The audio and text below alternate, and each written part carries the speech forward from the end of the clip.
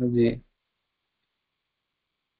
ओम भूर्भुवः स्वः सवितुर्वरेण्यं भर्गो देवस्य धीमहि धियो यो न प्रचोदयात्। ओम भूर्भुवः स्वः सवितुर्वरेण्यं भर्गो देवस्य धीमहि धियो यो न प्रचोदयात्। चलिए अब जो हम पढ़ रहे थे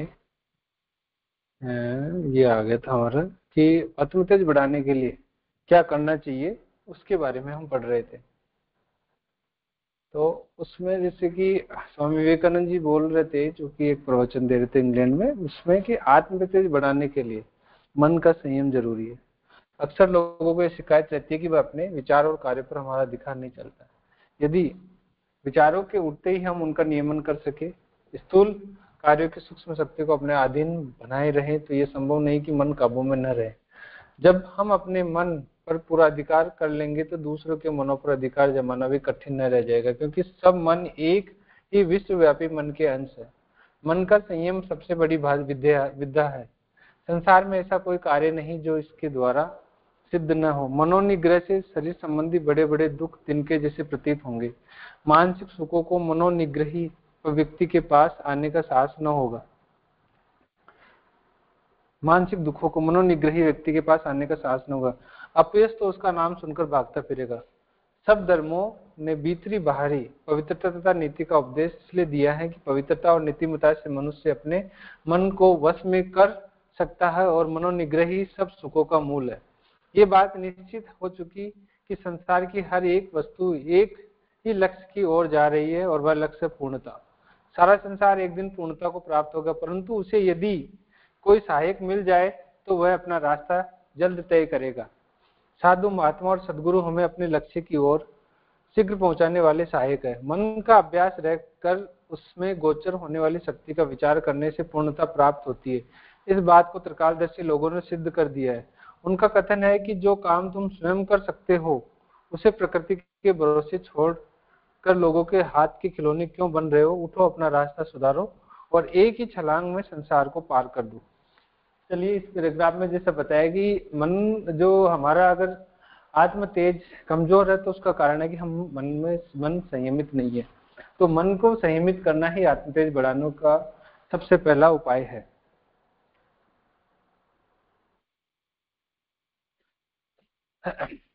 सबसे पहला उपाय है। इसके बाद में बताते हैं स्वामी विवेकानंद जी की अक्सर लोगों को ये शिकायत भी रहती है कि विचार और कार्य पर हमारा अधिकार नहीं रहता।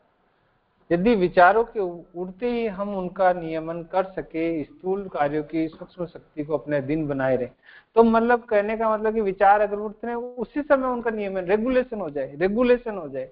जैसे कम कोई अगर गलत जगह पे जा रहा है तो उसको सही कर सके, तो इस तरह से हम अपना नियंत्रण कर सकते हैं। इसके बाद में कहते हैं कि जब हम अपने मन पर पूरा अधिकार कर लेंगे तो दूसरों के मनों पर भी अधिकार जमाना भी कठिन रह जाएगा। जैसा कि हम देख रहे हैं कि दूसरों के मनों पर अधिकार हम क्यों नहीं कर पाते, क्योंकि हमारा खुद के मन पर ही अभी तक अधिकार नहीं है। तो वो चीज यहाँ पे बताई गई है। मन का संयम सबसे बड़ी विधा है। संसार में ऐसा कोई कार्य नहीं जो इसके द्वारा सिद्ध न हो। मनोनिग्रह से शरीर संबंधी बड़े बड़े दुख तिनके जैसे प्रतीत होते हैं। अगर मनोनिग्रह हम करने लग जाए तो हमारे शरीर संबंधी बड़े बड़े दुख हैं वो तिनके जैसे प्रतीत होंगे। मानसिक दुखों को मनोनिग्रही व्यक्ति के पास आने का साहस न होगा। अगर मानसिक दुख किसी को है और उसका अगर मन निग्रह मतलब वो मन को वश में कर सकता है, तो स्थिति में नहीं होगा। अपयश तो उसका नाम सुनकर भागता पड़ेगा, ना उसको अपयश कभी प्राप्त होगा। अपयश अगर किसी को प्राप्त हो रहा है तो उसका कारण है कि उसका मन उसके वश में नहीं है।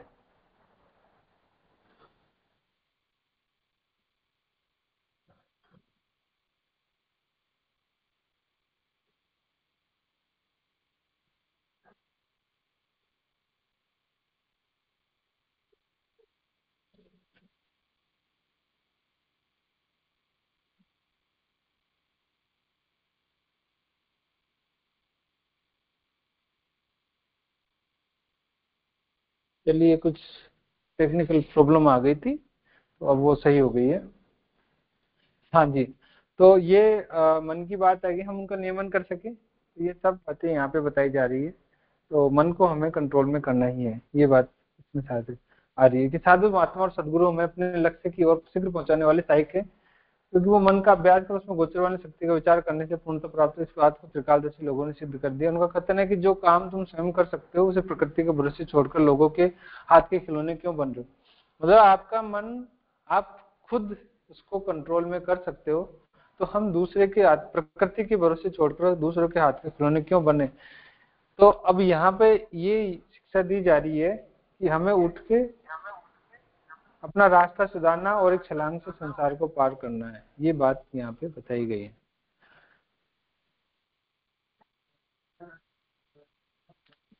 अब इसके बाद में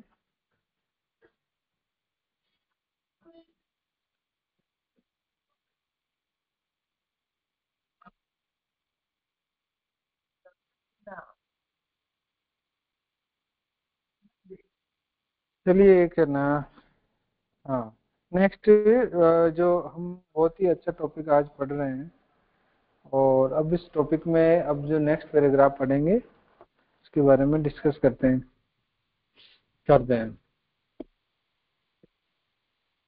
अब यहाँ नेक्स्ट जो पैराग्राफ है उसको हम पढ़ना स्टार्ट करते हैं। निसंदेह मनुष्य जाति के सुख, ज्ञान और बल की वृद्धि हो रही है, पर यह वृद्धि कितनी हुई है इसका अंदाज लगाने का कोई पैमाना हमारे पास नहीं है। हमें अपनी आंखों के आसपास की वस्तुओं के अतिरिक्त और कुछ भी नहीं दिख पड़ता। परंतु मैंने एक ऐसा मनुष्य देखा है जो एक कोठरी में बैठकर दूसरी कोठरी का सब हाल बताता है। आप इस बात पर शायद विश्वास न करेंगे, परंतु वह मनुष्य केवल 3 सप्ताह में आप लोगों में से जो सीखना चाहे उसे उक्त विद्या सिखा सकता है। दूसरों के मन की बात जानने की कला 5 मिनट में आ सकती है, परंतु दृढ़ चित्त से अभ्यास करना चाहिए। जो मनुष्य अपने मन पर अधिकार कर चुका है उसके लिए दूसरों के मन की बात जानना असंभव नहीं है। वह घर बैठे संसार भर की बातें जान सकता है।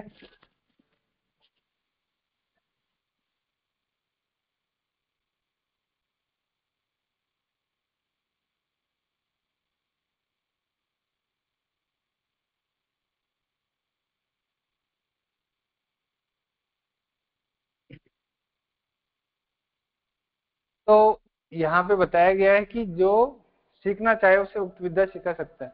दूसरों के मन की बात जानने की कला 5 मिनट में आ सकती है, परंतु दृढ़ चित्त से अभ्यास करना चाहिए। जो मनुष्य अपने मन पर अधिकार कर चुका हो उसके लिए दूसरों के मन की बात जानना असंभव नहीं है।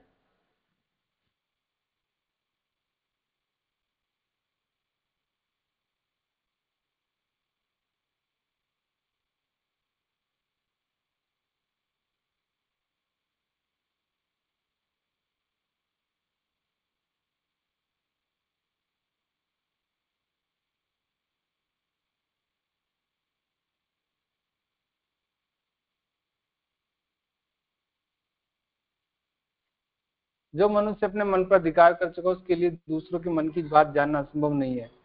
वह घर बैठे संसार भर की बातें जान सकता है। यदि आप इस विद्या को नहीं जानते तो इसे मिथ्या कहने का भी आपको अधिकार नहीं है। सब शास्त्रों के आविष्कर्ता यदि आप जैसे मिथ्यावादी होते तो आज किसी शास्त्र का अस्तित्व सिद्ध न होता। हर रोज जिन बातों का अनुभव होता है उन्हें एकत्रित कर उनका विभाग कर उनमें से सत्य सिद्धांत ढूंढ निकालना ही किसी खास शास्त्र का आविष्कार करना है। इसी तरह से आज तक सब शास्त्र बने हैं। अज्ञात वस्तु को झूठ कहने से उसका सत्य स्वरूप आपसे सदा ही छिपा रहेगा। हिंदू लोग किसी वस्तु की झूठी नहीं कहते। हर वस्तु का सूक्ष्म निरीक्षण करने की उन्हें आदत है। तो अब इस वाले पैराग्राफ में हम समझते हैं कि निसंदेह अगर मनुष्य जाति के सुख, ज्ञान और बल की वृद्धि हो रही है, पर यह वृद्धि कितनी हुई इसका अंदाज लगाने का कोई पैमाना हमारे पास नहीं है। कि अब ये देखिए कि मनुष्य जाति का सुख, ज्ञान और बल की वृद्धि कितनी हो रही। अगर इसका हम पैमाना लगाने बैठे कि कितनी हुई है तो उसका कोई पैमाना है ही नहीं, कोई जान नाप नहीं सकते। हमें अपनी आंखों के आसपास की वस्तुओं के अतिरिक्त और कुछ भी दिख नहीं पड़ता। अगर हमें देखें तो अपनी आंखों के आसपास की वस्तु उसके अतिरिक्त कुछ दिखाई नहीं पड़ता, परंतु यहाँ पे बताया है स्वामी विवेकानंद ने, मैंने एक ऐसा मनुष्य देखा जो एक कोठरी में बैठकर दूसरी कोठरी का सब हाल बताता है। आप इस बात पर शायद विश्वास न करेंगे, परंतु वह मनुष्य केवल 3 सप्ताह में आप लोगों में से जो सीखना चाहे उन्हें उक्त विद्या सिखा सकता है। दूसरों के मन की बात जानने की कला 5 मिनट में आ सकती है, परंतु दृढ़ चित्त से अभ्यास करना चाहिए। जो मनुष्य अपने मन पर अधिकार कर चुका है उसके लिए दूसरों के मन की बात जानना असंभव नहीं है। वह घर बैठे संसार भर की बातें जान सकता है। यदि आप इस विद्या को नहीं जानते तो इसे मिथ्या करने का आपको अधिकार नहीं है। भाई, अब करने का मतलब ये है कि आप अगर जिस विद्या को जानते नहीं, ऐसी भी कोई विद्या है और आप ये बोले कि ठीक है हम जानते नहीं लेकिन उसको मिथ्या पता नहीं, ये सही बात नहीं है। पहले आपको वो सीखना पड़ेगा, उसके बाद में ही, मतलब ये भी अधिकार नहीं है। सब शास्त्रों के आविष्कर्ता, यदि आप जैसे मिथ्यावादी होते आज किसी शास्त्र का अस्तित्व सिद्ध न होता। अगर शास्त्र का अस्तित्व है इसका मतलब वो मिथ्या नहीं है, उनकी वास्तविकता है। हर रोज जिन बातों का अनुभव होता है उन्हें एकत्रित कर उनका विभाग कर उनमें से सत्य ढूंढ सिद्धांत ढूंढ निकालना ही किसी खास शास्त्र का आविष्कार करना है। इसी तरह से आज तक सब शास्त्र बने हैं। अज्ञात वस्तु को झूठ करने से उसका सत्य स्वरूप आपसे सदा ही छिपा रहेगा। हिंदू लोग किसी वस्तु की झूठी नहीं कहते, हर वस्तु का सूक्ष्म निरीक्षण करने की उन्हें आदत है।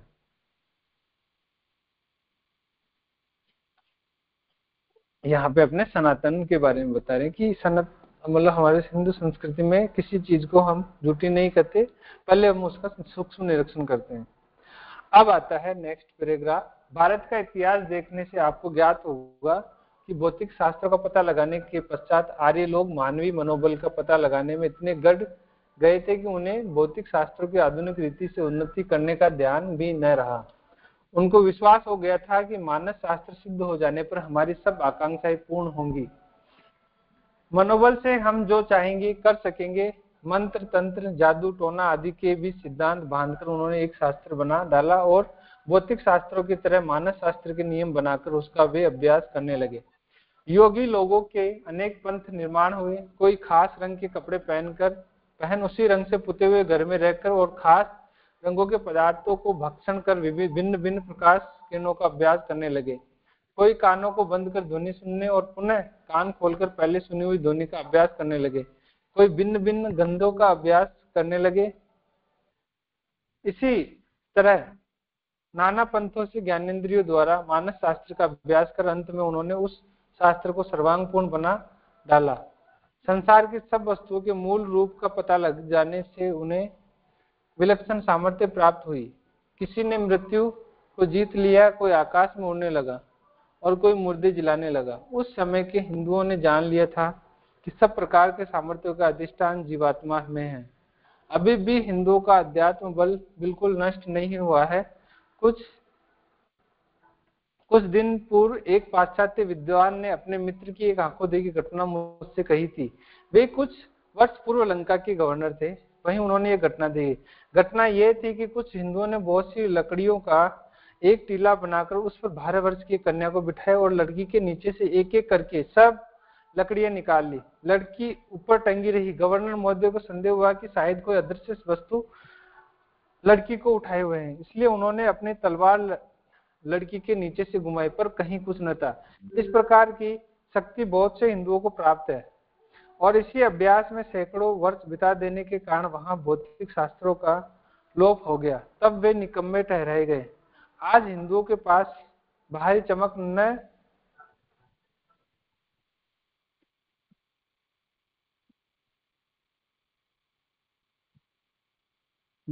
न होने पर भी उनके हृदय सूर्य किरणों के समान चमक रहे हैं। चलिए इसको थोड़ा सा गहराई से पढ़ेंगे। टॉपिक बहुत ही टफ होते हैं। पैराग्राफ में जो बातें बताई है उनको एक एक करके समझने की कोशिश करते हैं।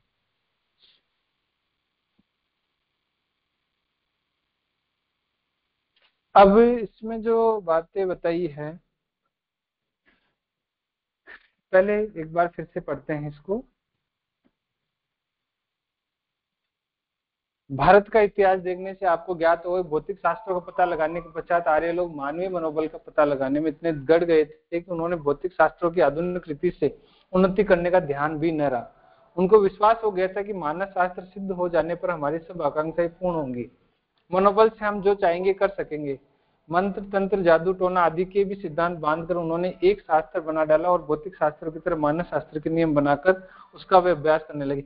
अब इसमें बताया कि सबसे पहले हमारे जो पूर्वज है उन्होंने किसका सबसे पहले किया, भौतिक शास्त्र का सबसे पहले पता लगा, और भौतिक शास्त्र का पता लगाने के बाद में मनोबल आज तक आर्य मानव मनोबल का पता लगाने में इतने गड़ गए कि उन्होंने भौतिक शास्त्रों की आधुनिक रीति से उन्नति करने का ध्यान भी नहीं रहा। अब उनको विश्वास हो गया मानस शास्त्र सिद्ध हो जाने पर हमारी सब आकांक्षाएं पूर्ण, मानस शास्त्र से उन्होंने अपनी सारी आकांक्षाएं पूर्ण करने लग गए। मनोबल से हम जो चाहे कर सकेंगे। मंत्र तंत्र जादू टोना आदि के भी सिद्धांत बांधकर उन्होंने एक शास्त्र बना डाला और भौतिक शास्त्र की तरह मानस शास्त्र के नियम बनाकर उसका वे अभ्यास करने लगे। अब इसमें बताया कि मंत्र तंत्र जादू टोना आदि के जो भी सिद्धांत बांधकर उन्होंने एक शास्त्र बना डाला। इस मानस शास्त्र के बाद में भौतिक शास्त्र के मानस शास्त्र के नियम बनाकर अभ्यास करने लगे। योगी लोगों के अनेक पंथ निर्माण हुए। कोई खास रंग के कपड़े पहन उसी रंग से पुते हुए घर में रहकर और खास रंगों के पदार्थों को भक्षण कर भिन्न भिन्न प्रकाश किरणों का अभ्यास करने लगे। अब यहाँ बताया कि योगी लोग क्या करने लगे, फिर अनेक पंथ निर्माण हुए। कोई खास रंग के कपड़े पहनकर उसी रंग से पुते हुए घर में रहकर और खास रंगों के पदार्थों को भक्षण कर भिन्न भिन्न प्रकाश किरणों का अभ्यास करने लगे। कोई कानों को बंद कर ध्वनि सुनने और पुनः कान खोलकर पहले सुनी हुई ध्वनि का अभ्यास करने लगे। कोई भिन्न भिन्न गंधों का अभ्यास करने लगे। इसी तरह मनाना पंथों से ज्ञानेंद्रियों द्वारा मानस शास्त्र का अभ्यास कर अंत में उन्होंने उस शास्त्र को सर्वांगपूर्ण बना डाला। संसार की सब वस्तु के मूल रूप का पता लग जाने से उन्हें विलक्षण सामर्थ्य प्राप्त हुई। इस तरह से उनको संसार के सब वस्तुओं का मूल रूप प्राप्त हो गया, उसका पता लग गया। किसी ने मृत्यु को जीत लिया, कोई आकाश में उड़ने लगा, कोई मुर्दे जिलाने लगा। उस समय के हिंदुओं ने जान लिया था कि सब प्रकार के सामर्थ्यों का अधिष्ठान जीवात्मा में, मतलब जीवात्मा में अगर देखें तो सभी सामर्थ्यों का अगर अधिष्ठान देखें तो वो जीवात्मा में। अभी भी हिंदुओं का अध्यात्म बल बिल्कुल नष्ट नहीं हुआ है। कुछ दिन पूर्व एक उदाहरण यहाँ पे, मतलब एक सच्ची घटना उन्होंने बताई इंग्लैंड में कि एक पाश्चात्य विद्वान जिनसे अपनी आंखों देखी घटना बताई थी कि वे लंका के गवर्नर थे। उन्होंने घटना देखी। घटना क्या देखी कि एक लड़की को पहले गठरी पे बिठा दिया, लकड़ी के टीला बनाकर उस पर वो बिठा दिया और फिर करके वो लकड़ी निकाल दी। तो भी देखा कि वो लड़की ऊपर ही टंगी रह गई। लेकिन गवर्नर महोदय को संदेह कोई ऐसे अदृश्य वस्तु है जो दिख नहीं रही है, तो उन्होंने उधर तलवार घुमाई, लेकिन फिर भी वो वैसी की वैसी बैठी रही। तो ये एक बात बताई। मतलब कहने का मतलब ये है कि भौतिक शास्त्र से भी ज्यादा अगर कोई शास्त्र है जो ताकतवर है तो उसका नाम है मानस शास्त्र। और ये जो मानस शास्त्र है वो कैसे मजबूत होता है, ये अपने मनोबल से मजबूत होता है। मंत्र तंत्र की साधना जो यहाँ बताई गई है उन सब से मजबूत होता है। मंत्र की साधना जो हमारे अष्टांग योग है, उन कई तरह की बातें इसमें बताई गई है। इसके बाद में नेक्स्ट देखते हैं। इस प्रकार की शक्ति बहुत से हिंदुओं को प्राप्त है। इसी अभ्यास में सैकड़ों वर्ष बिता देने के कारण वहां भौतिक शास्त्रों का लोप हो गया। मतलब करने का मतलब यहाँ पे स्वामी विवेकानंद जी कह रहे हैं कि सबसे पहले अगर भौतिक शास्त्रों का अगर हमारी भौतिक शास्त्रों का अगर किसी ने आविष्कार किया था वो हमारे पूर्वजों ने किया था। लेकिन उसके साथ में जब धीरे धीरे प्रगति होती गई उन्होंने फिर मानस शास्त्र का निर्माण किया। मानस शास्त्र को देखा कि वो और भी ज्यादा उपयोगी था। और इसको भी हम अगर इस तरह से भी देखें कि आज का जो भौतिक विज्ञान है वो आज का तो सुख देता है लेकिन आगे का हमें दुख देता है। मतलब भविष्य में उससे होने वाले नुकसान को सही करने के लिए हमें और है ना नया आविष्कार करना पड़ता है। तो उस बातों को यहाँ पे देख रहे हैं। तो कहने का मतलब ये है कि जो हमारे ऋषि जो पूर्वज थे वो भी एक तरह से वैज्ञानिक थे, रिसर्चर थे, और वो इस तरह का उन्होंने रिसर्च की, मानस शास्त्र का ऐसा निर्माण किया कि वो कभी नुकसान करने वाला नहीं था, ना प्रकृति को ना खुद का, मनुष्य का, यहाँ तक कि मनुष्य को देवता बनाने की ओर अग्रसर करता था। तो ये बात है इसमें। नेक्स्ट, मैंने कुछ लोगों ने कहा कि आप मानस शास्त्र केवल उत्पत्ति बताते पर अभ्यास के मार्ग की चर्चा नहीं करते। मेरा कथन है कि ये शास्त्र दाल रोटी का कोर तो है नहीं जो उठाया मुंह में रख लिया। आज आप जड़ शास्त्रों का अभ्यास करते हैं वह कठिन नहीं है, क्योंकि जिन वस्तुओं की छानबीन करते हैं वे जड़ है। उदाहरणार्थ इन कुर्सी को आपको चूर करना हो तो कुर्सी आपसे लड़ने नहीं आएगी। ये बात मन की नहीं है। मन पर अधिकार करना सहज नहीं है, उसका आकलन करने के लिए दिन रात परिश्रम करने होंगे। मैं बड़ा भारी योगी नहीं हूं, परंतु उसकी रूपरेखा जानने में ही मुझे 30 वर्ष बिताने पड़े। कहने का मतलब है कि मन बहुत ही बड़ी बात है, उस पर अधिकार करना सहज नहीं है, उसका आकलन करने के लिए दिन रात परिश्रम करने पड़ते हैं। और कभी कभी ऐसा भी हमें समझना चाहिए कि जब गुरु किसी संत का सानिध्य होता है तो ही हम उसमें सफल हो पाते हैं, क्योंकि बहुत ही मुश्किल होता है। आज बड़े बड़े हम देख रहे हैं कि प्रतिभाशाली लोग, विद्वान लोग आज अपने मन के वशीभूत होकर कई बार गलत रास्ते में या मन गलत काम करने लग जाते हैं, क्योंकि मन की गति होती है वो नीचे की ओर जाने की होती है। तो ये बहुत ही सुंदर सा हमने टॉपिक का अध्ययन किया। इस टॉपिक का नाम था जो है मनुष्य का मनोबल। ये अखंड ज्योति 1940 वाले अखंड ज्योति का ही हम अध्ययन कर रहे हैं जनवरी मंथ की। नेक्स्ट अब हम चलते हैं शीर्षासन का महत्व, इसको और पढ़ेंगे, उसके बाद में हम आज का स्वाध्याय यहीं पे समाप्त करेंगे। इसको जो लिखा है वो प्रधानाध्यापक, उस समय स्कूल हुआ करती थी गर्ल्स स्कूल, उसकी प्रधानाध्यापक लेखिका है श्रीमती गंगा देवी अस्थाना। तो आज हम देखते हैं वो मतलब इसके बारे में हम समझते हैं शीर्षासन का महत्व। जो शीर्षासन होता है उसका क्या महत्व है उसके बारे में हम यहाँ पे पढ़ेंगे।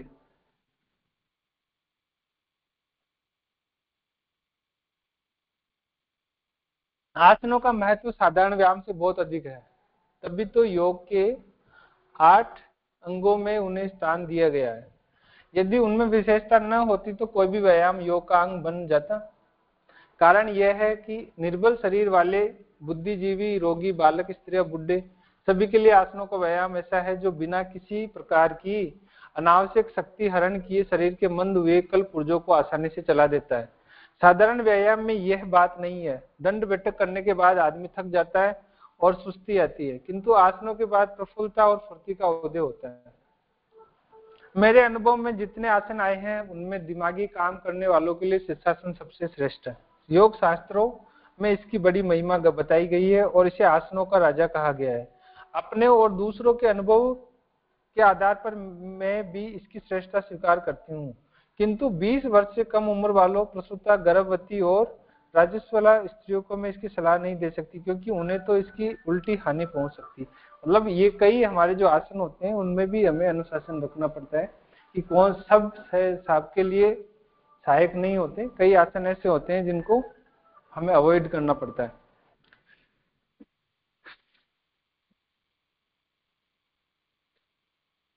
आरंभ में शीर्षासन की साधना कठिन है। बिना किसी सहारे के एकदम नीचे की ओर पैर ऊपर को करके कुछ देर खड़े रहने का अभ्यास नहीं हो सकता, इसलिए दीवार या दूसरे साथी की सहायता लेनी चाहिए।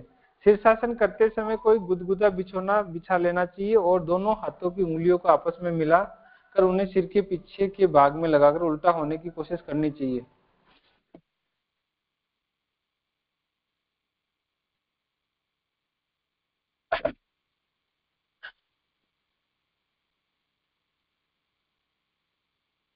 बिना किसी सहारे के एकदम सिर नीचे को और पैर ऊपर को करके कुछ देर खड़े रहने का अभ्यास नहीं हो सकता, इसलिए दीवार या दूसरे साथी की सहायता लेनी चाहिए। शीर्षासन करते समय कोई गुदगुदा बिछोना बिछा लेना चाहिए और दोनों हाथों की उंगलियों को आपस में मिलाकर उन्हें सिर के पीछे के भाग में लगाकर उल्टा होने की कोशिश करनी चाहिए। हाथों पर सिर रखने की जरूरत नहीं है। आसानी के लिहाज से एक चौकोर छोटा तकिया सिर के नीचे रखा जा सकता है। गर्दन को बिल्कुल सीधा रखना चाहिए, उसे टेढ़ी मेढ़ी करने या इधर उधर हिलाने से गर्दन में मोच वगैरह आने का अंदेशा रहता है। दीवार का सहारा लेना ठीक है, ये जरूरी नहीं कि शरीर बिल्कुल सीधी लाइन में ही उल्टा हो। पहल तिरछा रखकर काम चलाया जा सकता है। सिर दीवार से 1-1.5 फुट अलग रहे और पांव ऊपर जाकर दीवार से सट जाए। धीरे धीरे सिर को दीवार के पास लाने का अभ्यास करना चाहिए। कुछ दिनों में बिल्कुल सीधी तरह उल्टे होने का अभ्यास हो जाएगा और फिर बिना सहारे भी उल्टा हुआ जा सकेगा।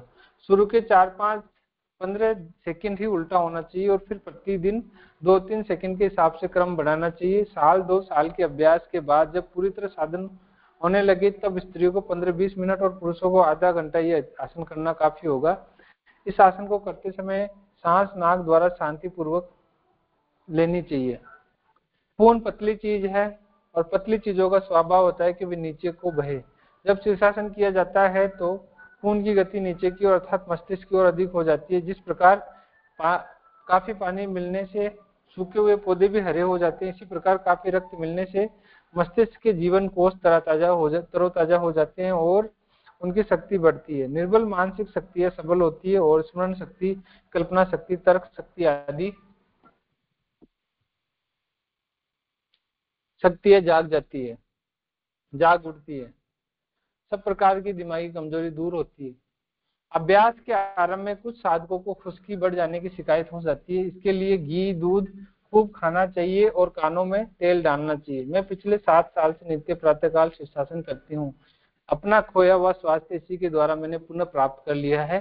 इस 45 वर्ष की उम्र में भी मेरे सिर के सब बाल काले बने हुए हैं और पायुरिया की शिकायत से बिल्कुल छुटकारा मिल गया। करने का मतलब जो भी आसन है शीर्षासन, इसके बहुत सारे फायदे इसमें ये जो हमारी वना दीपिका जी बता रही है।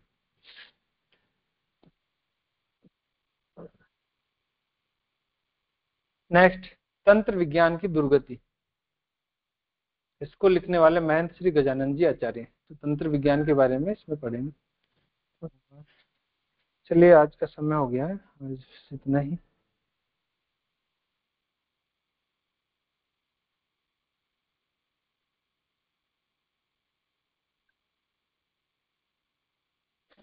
चलिए, ओम दो शांतिरंतरिक्ष ओम शांति पृथ्वी शांतिरापः शांतिरोषधे शांतिरनुस्पते शांति गुण शांति सर्वम शांति शांतिरेव शांति सामा शांतिरेधि। ओम शांति शांति शांति सर्वारिष्ट शांतिर्भवतु।